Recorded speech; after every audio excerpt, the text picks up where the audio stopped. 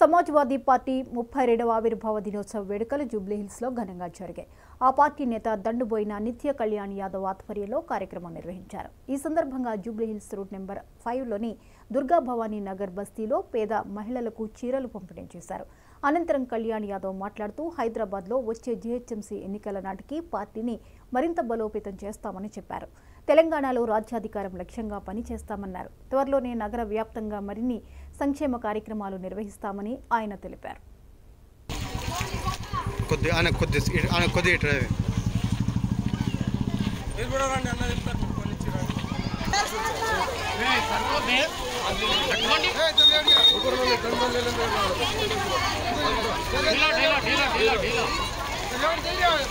నమస్కారం, నేను నిత్య కళ్యాణ్ యాదవ్, సమాజ్వాదీ పార్టీ లీడర్ మరియు సోషల్ యాక్టివిస్ట్. ఈరోజు దుర్గా భవానీ నగర్లో మా సమాజ్వాదీ పార్టీ 32వ ఆవిర్భావ దినోత్సవం సందర్భంగా, అట్లానే దసరా మహోత్సవం సందర్భంగా పేద మహిళలకు ఉచితంగా చీరల పంపిణీ కార్యక్రమం చేపట్టాము. అలాగే రాబోయే రోజుల్లో కూడా మేము ఎన్నో మంచి కార్యక్రమాలు సమాజ్వాదీ పార్టీ తరఫున చేయదలుచుకున్నాము.